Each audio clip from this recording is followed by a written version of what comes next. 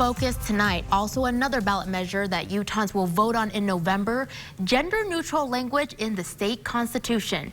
Joining us tonight is Representative Candice Pierucci, who is one of the sponsors of the ballot measure. Representative, thank you for spending your Wednesday evening with us. You bet. Thanks for inviting me. So I want to know, what was your motivation to get involved with this ballot measure, specifically Amendment A? You bet. So Senator Henderson and I have worked with one another on a number of issues. She's a mentor of mine and a great friend. And she had reached out. My predecessor, John Notwell, had been the House sponsor on this bill. And she reached out to see if I'd be willing for the ballot measure to be the House sponsor on this, and was happy to do it. The Utah Constitution has 237 sections. I don't think many people read it often or for bedtime stories. It can be a little dry. But of those 237, 6 of them were making specific references just to men. And so what this is just doing is creating uniformity of language, which is important for state code, state statute, and we regularly update that terminology. But because this is the Utah State Constitution, it requires that a vote of the people, which we're grateful for. So I was happy to help with this ballot measure and this bill, and look forward to seeing it on the ballot. Does it have any personal impact for you? You know, we're both women, right? Yeah. And so does this have any personal tie for you when you were thinking about getting involved with this ballot measure? Well, that's a great question. And I would say that, of course, you want the language in your state constitution to be applicable to all of your citizens, right? So rather than just referring to the role of a legislator in a masculine form or other areas. So yeah, I think obviously with it being 2020, the year we're celebrating the 100th anniversary of women voting, it seems fitting that we're updating this language, right? Just making it uniform with the rest of the code. But it is, I think, as your previous segment talked about, it's interesting what pieces of our history we end up finding that haven't been updated yet. I agree. This does seem like a year that's fitting. Just curious, so if this ballot measure passes, is it going to change the pronouns like he to them? So it'll be gender neutral. So instead of saying he or the man, it would say the accused, the legislator. It wouldn't be he or she. We're just removing that entirely. Okay, that makes sense. What kind of impact will this legislation have, particularly for our LGBTQ community or those who are gender fluid? You know, I'm sure it will have a meaningful impact in the same sense that I referenced in just making the Constitution applicable to the whole population, right? And not being specific in only referencing a specific gender.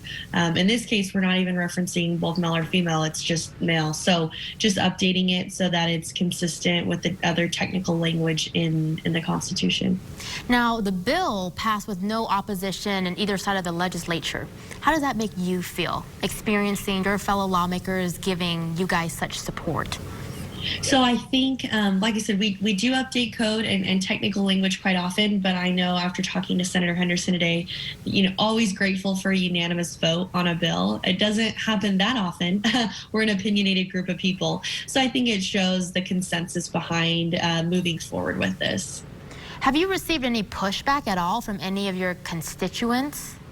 You know, I haven't, and we talked about this a couple months ago. As you're looking, you'll see on the ballot an explanation of each of the amendments, and so we worked on that language that had discussion between social media and with other legislators, and haven't had any pushback on that. I think a lot of people understand that these 6 sections are the outliers, and so we're updating that language. Is there any concerns? Do you worry that citizens might vote against the amendment? You know, I think that to me, it seems like a straightforward, common sense approach and solution on this, and just an update. It's possible people might disagree with it, and that's just fine. That's their right to. But I have no doubt this will pass. What are the next steps to expand on this idea? Has the state code already been modified? That's a great question. So, like I said, I think what we're finding is we need to go through all 237 sections with a much finer comb and just looking for things that may be outdated and not relevant at this stage. And where we're at. So I think we'll continue to do that. At this point, if and when this passes, this ballot measure passes, it will bring all 237 sections up to date in terms of gender neutrality. Perfect. About a minute left. I would like to give you the final word. What's your message to your constituents, the community, the state, as they fill out their ballot in November? I would just say, do your homework, engage, and care about the process. It's so easy when we see really heated and robust discussions on the national level to just check out of politics entirely. But I would just really urge our constituents, our community members to engage and really find ways to be involved and take this as an opportunity. We're all home a little more to do your research on candidates and the issues and reach out to your legislators. I am answering emails quite regularly, and so we appreciate the calls and texts and emails we get, and I just think it's important that you know that your voice is being heard.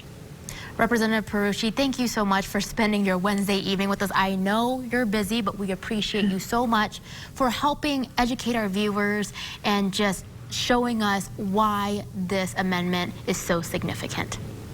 Thank you. I appreciate the work you're doing as well.